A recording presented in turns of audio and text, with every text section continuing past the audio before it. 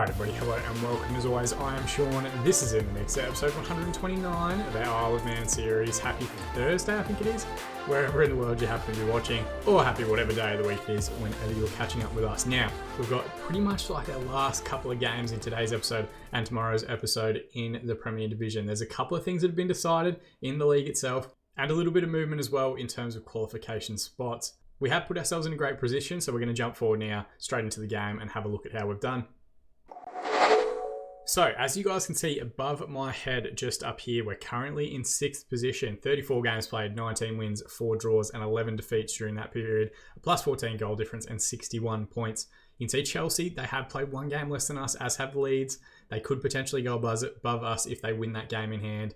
Tottenham just ahead of us. I don't think we're going to catch them based on goal difference. Same with Liverpool. Southampton just a little bit further ahead of that as well. We are somehow only 4 points off second spot, which is absolutely ridiculous to me. I don't know how we've managed to do that. I think it's just a lot of those teams in and around second, really through all the way down to like 9th and 10th spot, have taken points off each other throughout different points of the season. Our record actually against like the top 10 sides isn't fantastic, but we have pretty convincingly beaten everybody beneath that, and that's where we've kind of turned it around in the last few games. Of course, March, really poor for us, 4 straight defeats. We then played Newcastle in a 3-2 game that really could have gone either way. They did pull one back late on when we were 3-1 up. But make no mistake, they had a variety of chances in this match. As did Bournemouth, we managed to beat them 2-0 to help give ourselves effectively like the box seat going into the last 4 games of the season. They again, though, had quite a few chances, as did Everton, who took one early on in the game, and it took a 94th minute Arno Henry winner to get us the points in that game. But we have turned it around. We have gone 3 consecutive wins going into the games against Southampton and Liverpool. Before we do, though, we are going to pretty much turn this channel into an Arno Henry appreciation page. He has been absolutely magnificent this season. I think probably the best debut season I've ever had of any player in the game itself. We picked him up from £50 million from PSG at the start of the year, and it has been paid back in every penny. 7.44 average rating for the season, I think, is like the 2nd or 3rd highest in the Premier Division this year. 3rd highest, just behind McKinnon, who's, you know, like a mainstay of the England national team, and this Chelsea side for the last 5 or 6 seasons, and Nacho at Man United, who they paid £66 million for a few seasons back. He has been absolutely magnificent and really one of the big reasons behind our jump up the table. Still only 18 years of age, improving each and every week, a fantastic trainer, consistently gets 10 ratings.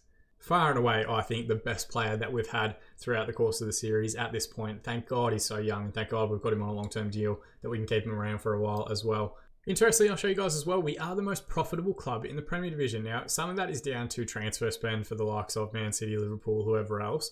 But we have made the largest profit margin in the division itself, £68 million gained over the course of the season. And when you consider that I spent quite a bit of money, $287 million in transfers, and then raised $100 million on people heading the other direction, it's a fair swing in terms of finances. And if we go and have a look at our chart over here for our overall balance, we're back up into profit, £7 million in the bank. The majority of this spike down here where we went into negative is where we built the new stadium and made that commitment. At the same time, I also spent a bit in the transfer market that particular year.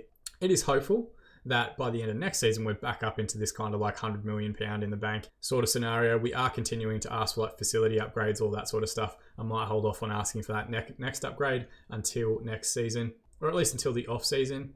As we look at our facilities, we've got average training, data analysis, and youth facilities. We want to try and get those up to state of the art, of course, as quickly as we can. We'll continue asking for upgrades each season and probably just build up one at a time each time through, because I think we lose a fair bit of that while those works are ongoing. Of course, the Isle of Man Stadium, which it has only been open for a season, still going along strongly. It's only at 12,000 capacity. We are selling it out most weeks. I think we've sold it out the 9 times we've played it this season. These other home matches were at the DW Stadium when we were learning from Wigan.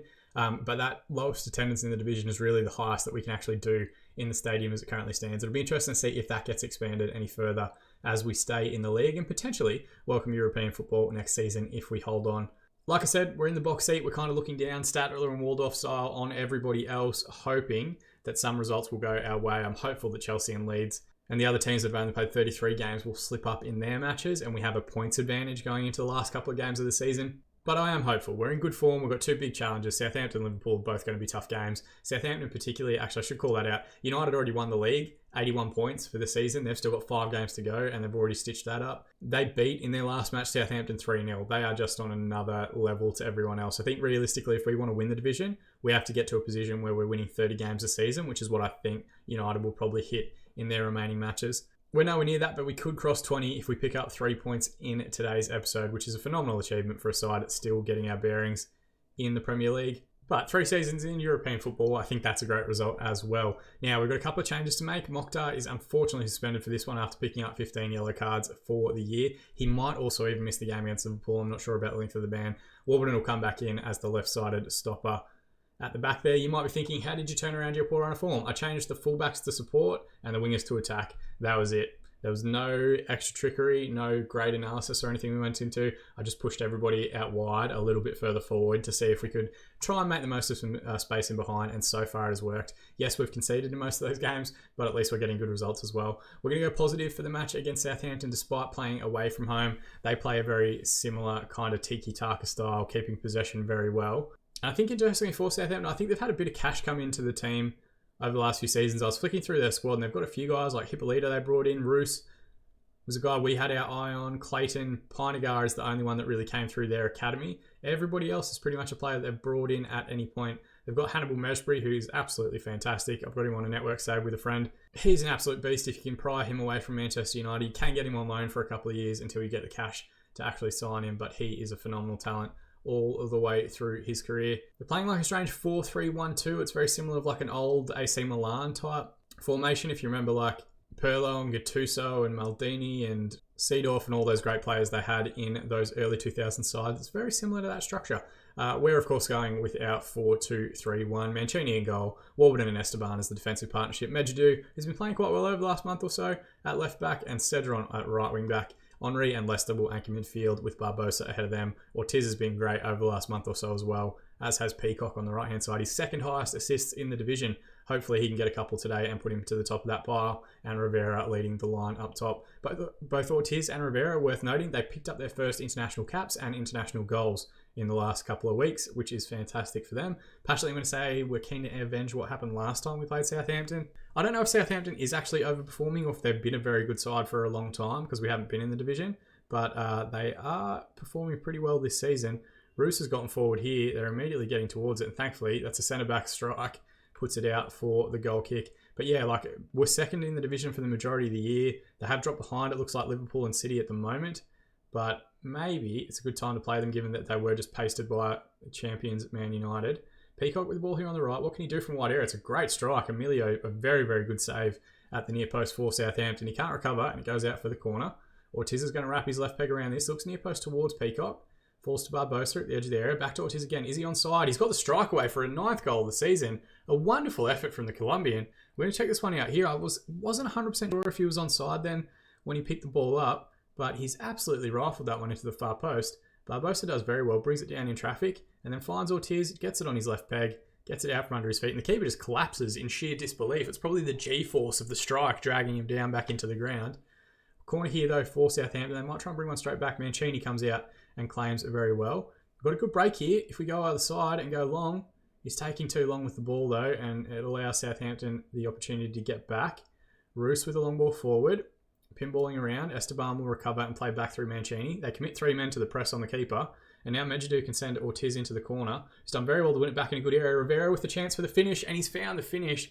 Wonderful work from Larry Ortiz again. We'll check this one out in 3 dimensions. I think Ortiz might have been tackled, and that's how the ball fell to Pablo Rivera, but his 14th of the season in his debut year. Medjugorje just sends him into the channel, and then it's Roos with the poor ball. Guyot gets cuts out. Ortiz does play actually a good ball, and then it was Rivera who got tackled by Roos in the recovery. And he just does that little serial celebration that everybody does in this year's version of the game. And a very good performance from the lads. We might have got the tactical tweak right for the Southampton team. 2-0 up inside 15 minutes. Nice to be 2-0 up inside 15 minutes. We've been on the receiving end of that scoreline quite a few times so far this season. Demaros, Hippolyto sends Charles into the corner. It's where we don't want to get any of our centre-backs drag wide with their 2 up top. Cedron recovers possession for us. Back to Esteban. Towards Rivera, but Clayton is going to win it back for Southampton.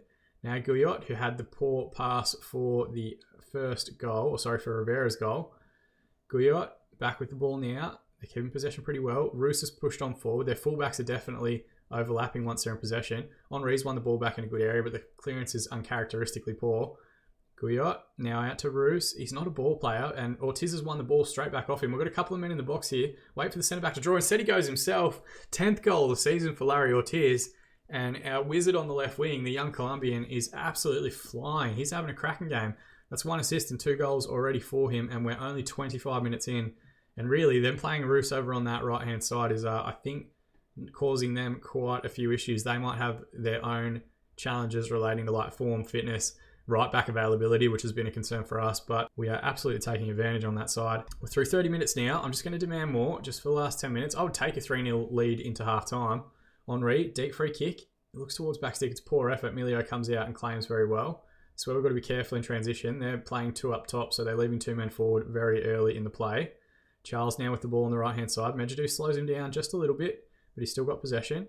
Mesbury, now Demonmours. Roos is pushing on quite aggressively. Medjidou cuts it back, and Carriaga, thankfully, I thought for a split second there maybe we were about to concede a penalty. Thankfully, Medjidou didn't make a challenge, and the header just drifts over safely over the crossbar. 2 minutes to be added on. We've got another corner. Ortiz to take on the left-hand side.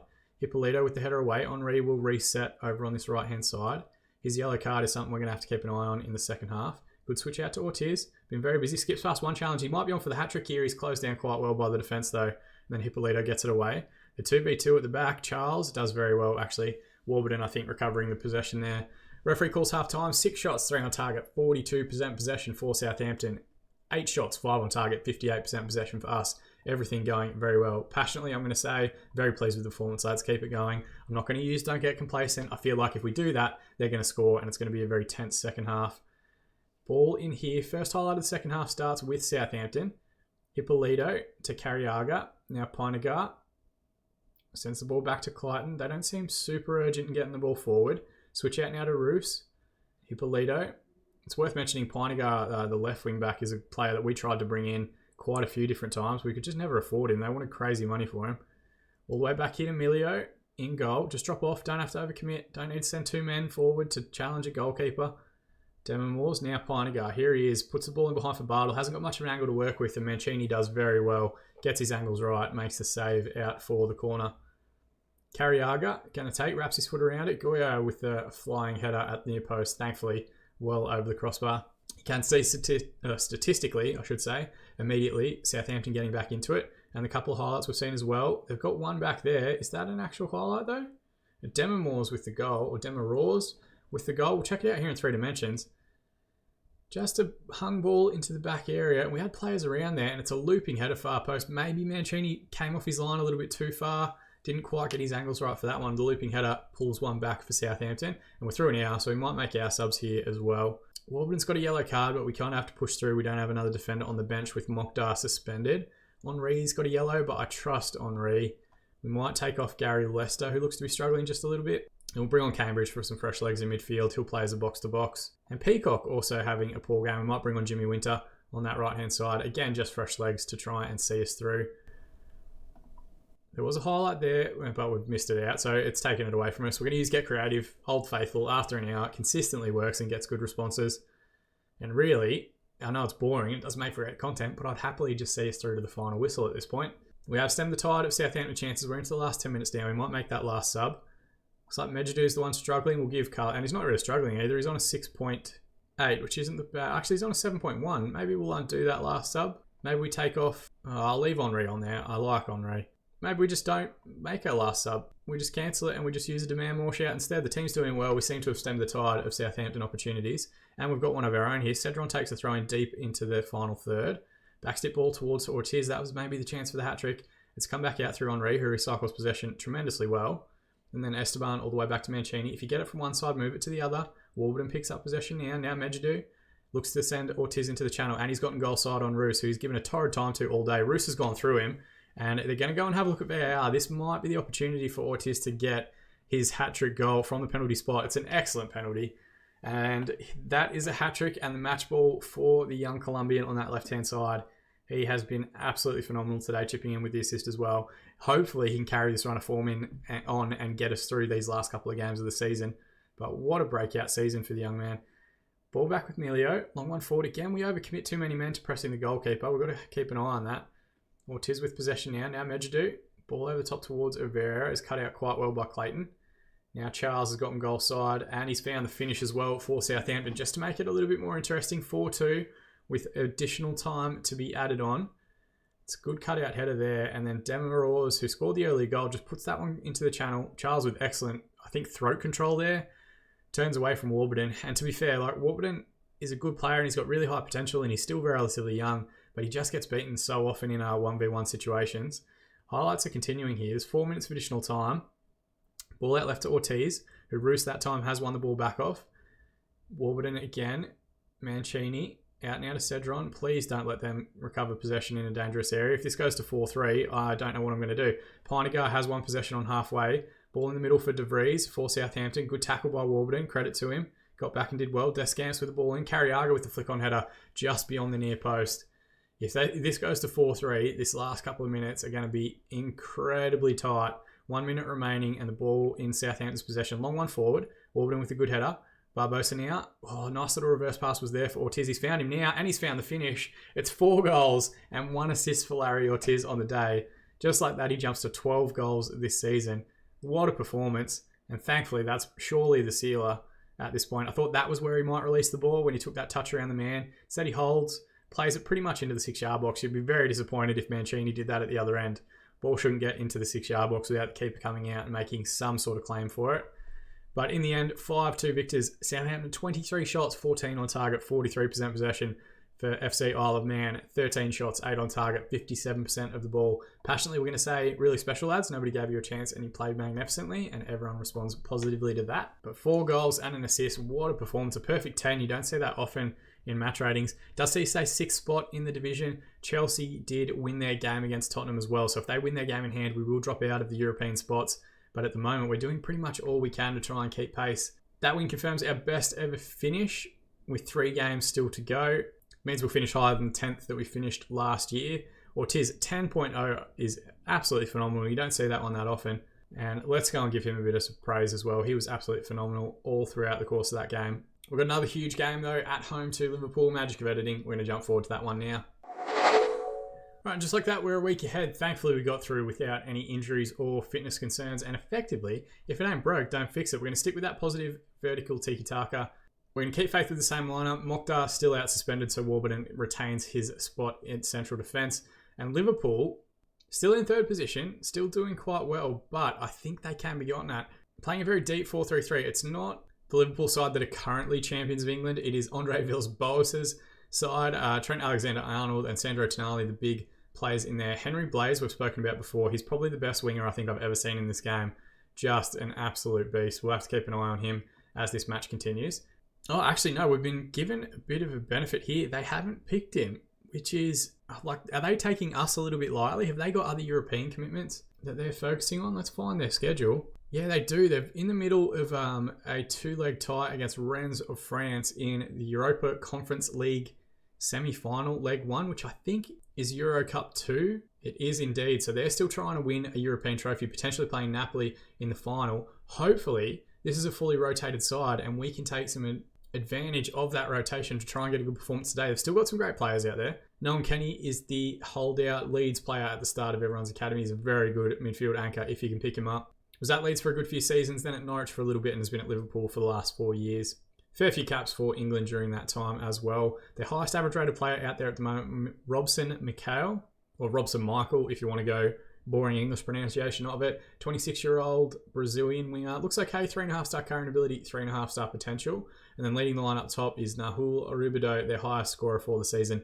36 cap Argentine international, 23 years of age. He looks to be very, very good. 19 dribbling, 18 off the ball, 19 balance, 17 pace and agility, 18 acceleration, 16 stamina. Very, very good physical player. And he similarly came through Rosario Central, like the likes of Alta Miranda and Oru and a few other players that were poached throughout the course of the save and the series. So they've still got a bit about them, but it is definitely not the strongest lineup that they have available. Passionately, we're going to say we owe Liverpool after what happened in our last match. Go out there and get revenge.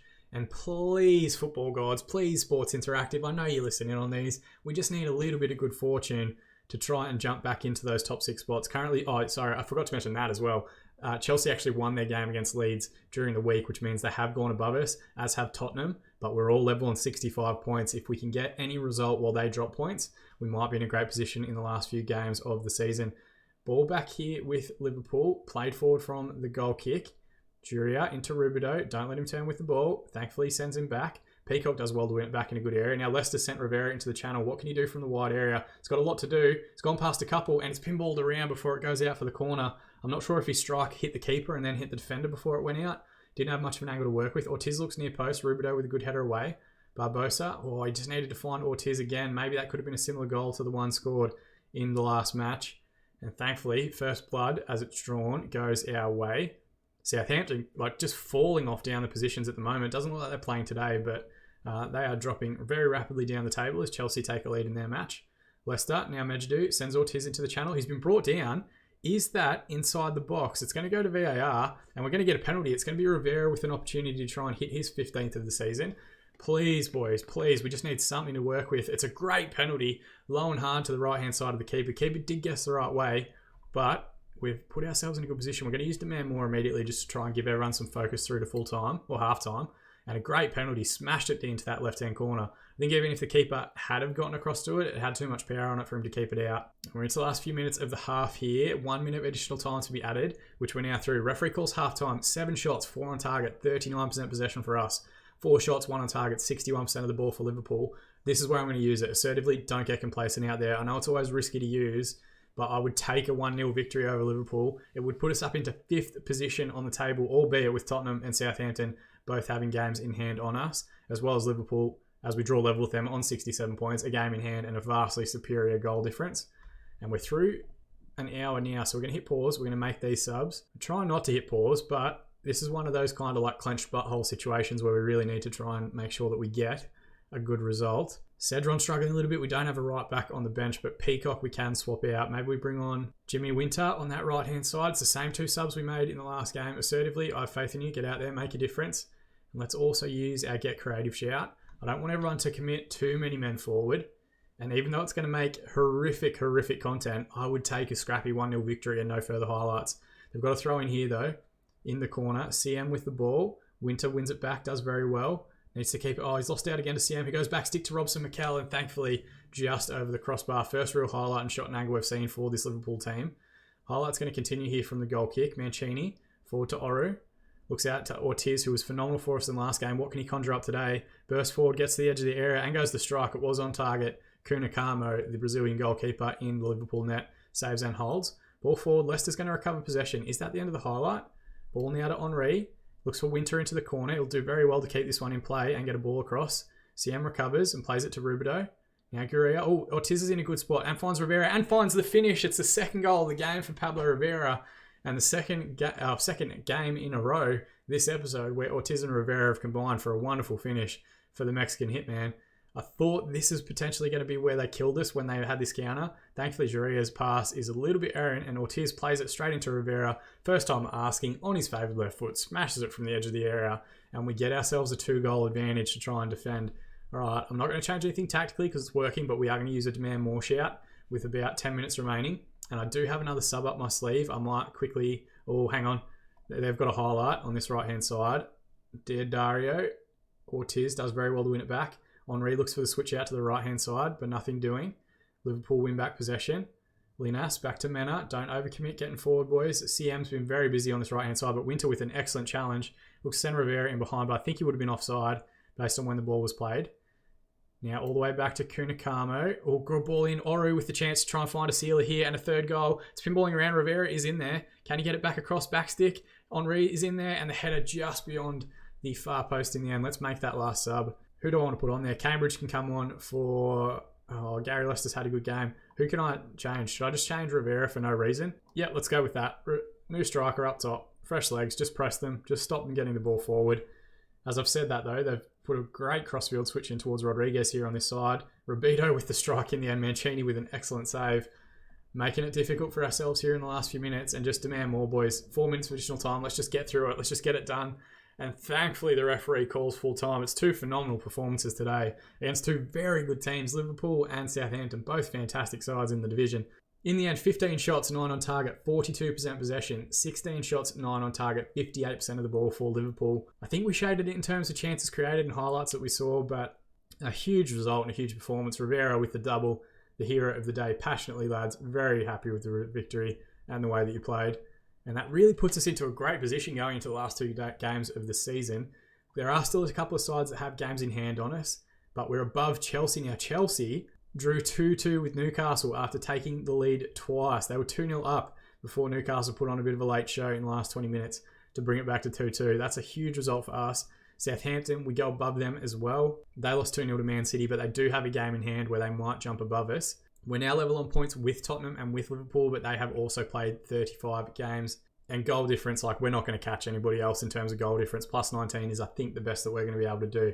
So we really have to hope that some of those other sides around us, looking for these top 6 spots, are playing against each other and potentially stealing points from each other so that we can take advantage. Rivera gets the Man of the Match award. We are going to give him a fair bit of praise. Superb in front of goal last time out.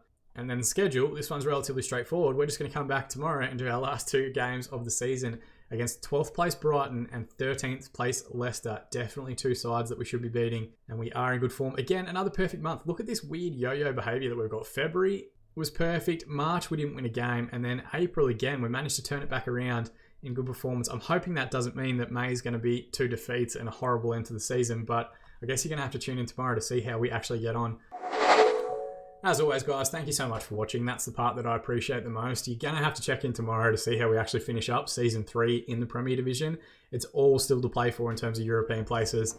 And I don't really know. Like, I'm not that old a person, but I don't think my heart can take too much more in terms of twists and turns throughout the course of this series. But if before then you wanted to help celebrate a little bit our fantastic 3rd season in the year and a wonderful 2 wins in this episode, you can drop a like on this video, or you can subscribe to the channel to be kept up to date on tomorrow's episode and all of our future videos as they continue to release. More than anything though, I just appreciate you guys watching. I've been Sean, and I'll see you all again in the mixer.